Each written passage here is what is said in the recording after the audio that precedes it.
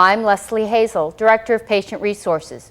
We are going to be talking with Dr. Michael Schechter about the hazards of secondhand smoke for people with cystic fibrosis. Dr. Schechter is the CF Center Director at Emory University. We're going to be talking about the importance of avoiding secondhand smoke and ways to help people quit. Welcome, Michael. Thanks for inviting me, Leslie. So let me start off. Why is smoking bad for anyone? Well, cigarette smoke is full of hundreds of truly toxic chemicals ranging from formaldehyde, benzene, vinyl chloride, arsenic, ammonia, hydrogen cyanide. It's got all these smoke particles, a whole host of compounds that are irritating and inflammatory, really for anybody's airway. And so you can just imagine in the cystic fibrosis airway, which is already inflamed and irritated, how much of an extra problem it might cause. So is this always cigarette smoke? Is this tobacco smoke, pipe smoke, marijuana smoke, or are we just talking cigarettes? Well, most smoke is going to have at least a certain number of these same toxic chemicals. Really, there's no reason to think that pipe smoke or cigar smoke might be any different from cigarette smoke. Marijuana smoke may be slightly different, but has also been shown to have a whole host of toxic chemicals in it as well. And smokers of marijuana have the same sorts of toxicity that smokers of tobacco have. This slide that I have here is a nice little illustration of the amount of gunk and tar that is going to be trapped in the smoker's lung over a period of a year. So you can just look at that and just imagine what that might do to the bronchial tubes and the lungs of anybody, let alone somebody with cystic fibrosis. So, okay, we've talked about the smoker, but what about the person who's exposed to secondhand smoke? So, not that you're a smoker, but let's say you are and you blow off smoke. What's that doing to me sitting this close to you? Well, there is a fair amount of data, first of all, in the general population, looking at people who don't have cystic fibrosis and looking at the effect of secondhand smoke, of spouses and children of people who are smokers. And they have the same problems. They have more lung cancer, they have more heart disease. So there's no question in large studies that look all over the population that being exposed to secondhand smoke is a problem. There have been a whole number of studies that have been done in cystic fibrosis as well, which support the idea that secondhand smoke exposure is a problem. The slide that I have here shows the most recently published study from just a few months ago from the research group at Johns Hopkins University that looked at a group of siblings and twins and looked at those who were exposed at any point in their lives to cigarette smoke in the house. So this could just be reporting a history of a few weeks or even a day or two of exposure to smoke in the home and comparing it to those who reported never being living in a house where there is a smoker. And you can see that on average, lung function was about 10% less in those CF patients who reported ever having been living in a house where there's any cigarette smoke. This supports a number of other studies that have been done over the last 10 or 15 years. The first one goes back to the days when we used to have cystic fibrosis camps and looked at children who spent 2 or 3 weeks in the camp and what their weight gain was during that period of time, and showed that those children who were exposed to cigarette smoke at home, when they went to camp and they were out of that smoke-filled environment, gained significantly more weight than those who had not been exposed to smoke at home. So there's a lot of data that suggests that being exposed to even a little bit of cigarette smoke is really not good for you if you have cystic fibrosis. Okay, so living in the real world, parents are taking their child to a restaurant, but they sit in the non-smoking section, or they take them to a relative's house who smokes, but when the child's there, they smoke in another room. Is that okay? Well, so first of all, I just want to repeat a little saying that, that we like people to hear, which is that having smoking sections in restaurants is sort of like having peeing areas in swimming pools. And the point is that you can never completely be free of exposure if you're anywhere in the same environment. It's obviously better if you're not right on top of somebody who's smoking, but make no mistake about it, if you are across the room in a restaurant, you're still being exposed. And in fact, there's data that suggests that cigarette smoke exposure in restaurants is 2 to 5 times higher than cigarette smoke exposure just in the home. And then in the house, I don't care if you are in the bathroom with the window open, if you're in the basement with the doors closed, if you're in another room with the doors closed, you're still sharing a common air environment throughout the house, and there's no question that there's going to be exposure, and that exposure is going to be harmful. So is there a safe distance from a smoker for someone with CF? Well, you know, there's no absolute safe distance, and I think that clearly when you need to be in an environment with somebody who's a smoker, you want to keep as long a distance as you can, but really overall it's better just not to be exposed. The U.S. Surgeon General has basically made this statement that there is no safe level of exposure to cigarette smoke. Again, I think that to be reasonable, the idea that you may have a very slight and distant exposure in a very occasional way is unlikely to cause any harm. But there's really no data, there's no studies that can be done that look at these sorts of subtle differences. So there's clearly the best thing is to avoid being exposed to cigarette smoke as much as possible. So, okay, let's take it to a relative's home where they smoke, but they never smoke when the child with CF is in the home. Is that bad?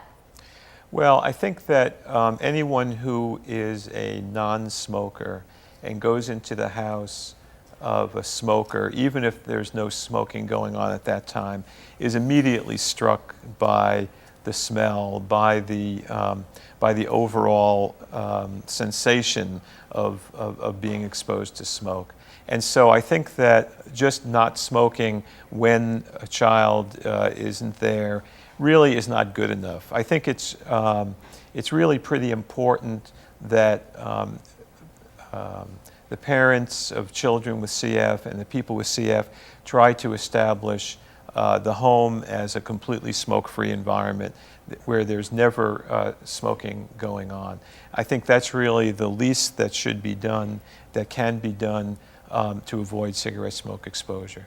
So what are some other ways for people with CF to avoid secondhand smoke? We talked about not going to restaurants where there's smoking, you know, avoiding a home where there's a smoker. Is there anything else? What about walking by smoking areas outside? Well, I think the one other area that's important to remind people of is the car, and that it's just as important for parents to try to maintain a smoke-free environment in the car, because that's a very concentrated area. I think it's also really important for children who go to daycare, especially if it's smaller daycare in someone's home, to ensure that there's no smoking going on in that home. I think that in general, it's a good idea to keep a distance from cigarette smoke, but there may be some realities that make it very difficult to be absolutely strict and just absolute about that, and that's probably okay as long as we keep it within perspective. So if someone wants to stop smoking, what help is available?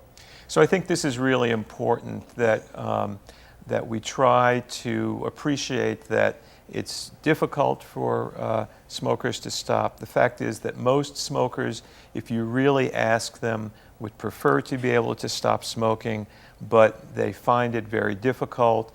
It's discouraging, it's a little bit scary, They may have tried several times and have been unsuccessful. I think it's important, first of all, to support decisions to try to stop smoking in any way. And then there are a whole host of resources.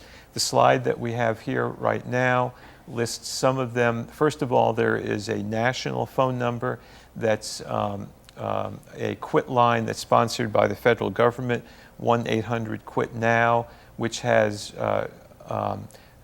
counselors, but more importantly actually gives phone numbers for local quit lines at various states. Most states have their own quit lines, again, that are staffed by trained counselors who spend time with people over the phone and support them, make suggestions on nicotine replacement therapy, and so on.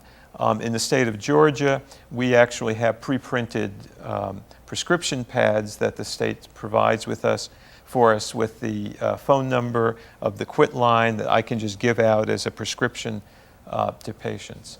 There's also a number of websites, some of which are listed on the slide over here as well, which have tremendous resources, a lot of good advice, a lot of good tools and aids for people who want to quit smoking. Quitting smoking is very hard. People usually have to try several times to stop. And it's also important to remember that some of the aids, such as nicotine replacement therapy, may not be the end-all and be-all, but they do significantly increase the likelihood that somebody can stop when they use it. They actually double the likelihood that a smoker can stop by using it. So they are important tools to help. So, to be realistic, I know that there are people with cystic fibrosis who do smoke. Would these tips and tools be the same for them as it would be for someone without CF to help quit smoking? Absolutely. I think that it's true that there are occasional people with CF who smoke, and all I can say is that once they get past that initial experimental stage, they really do need to work on quitting as soon as possible. And all of these same these aids and tools are clearly going to be helpful for them. So, what about exposure to smoke from campfires or air pollution or household chemicals? Are they going to affect the lungs the same way as tobacco smoke does? So there's limited information, but there is some information on some of those things, Leslie. Campfires, nobody's really looked specifically at campfires or cooking fires, but still, this is smoke. It's got a number of chemicals in it that are also very irritating, and it probably is a good idea to minimize exposure to that. Chemicals of various kinds that are very strong smelling. There's no data in cystic fibrosis, but we certainly know that when people with asthma are exposed to those sorts of chemicals, it can cause them to have some difficulty. There actually has been some research on pollution and cystic fibrosis, and it does appear that people with CF who live in highly polluted areas do probably have more difficulty with lung function, do probably have more exacerbations than those who are not exposed. It's not quite as severe as tobacco exposure, but it is a factor that needs to be considered. So, last question, and you've alluded to it a little bit, but I want to make sure, I want to see if you have any other points. What or how do you recommend people with CF and parents balancing a life and balancing a life with, balancing the exposure to secondhand smoke, going to relatives who smoke or going to a restaurant where there's a smoking section? Any recommendations for how to balance that part of life out? Well, I think there's some judgment that just has to be brought into account. It's very, very difficult for parents of a child with CF to go to their parents or go to their close relatives who smoke and insist on them not smoking and not smoking at all in their house. There are certainly going to be some family members, some relatives who will do anything as advised. There are certainly going to be others who just don't want to hear about it, may be skeptical, maybe just don't want to believe that this is harmful. I will sometimes suggest that parents ask for a letter from the providers at the CF Center that they can give to their relatives, so that they're not the ones who seem to be nagging. They're getting a little bit more of an authoritative statement. That's one thing. I think that in general, it would be ideal if the children and people with CF avoid environments where there's been smoking. Sometimes, though, we do have to find some balance, and we do want to include the grandparents and include the relatives and so on. So I think that we just need to bring a little judgment. Now, in my own opinion, as far as restaurants where there's any smoking going on, I think there's always plenty of alternatives as far as restaurants go. And I would really recommend, for the sake of everybody, not just the people, the patient with CF, but for the sake of anybody who wants to enjoy a meal, that they avoid restaurants where there is smoking. That's something that's easy. The issue about the relatives is a little bit more complex, obviously. So I want to thank you, Michael, for answering the questions and informing us about the hazards of secondhand smoke for people with CF, as well as for anyone. I also want to thank you for watching, and Emory University for hosting this segment. I encourage you to please partner with your CF Care Center to learn more about the hazards of tobacco smoke for people with CF. If you want to quit smoking, we encourage you to partner with your doctor or healthcare provider to develop a plan of action. To learn about CF drug development, lung disease, nutrition, quality improvement, building life skills to manage CF, issues and answers related to insurance and government programs, and how to avoid germs, please watch an archive webcast on our website. Again, I would like to thank you for watching and submitting your questions. All of the presenters and hosting institutions, Rick Vasta and the technical crew, Genentech for their unrestricted educational grant, Sarah Waybright, and the CF Foundation for making this webcast possible.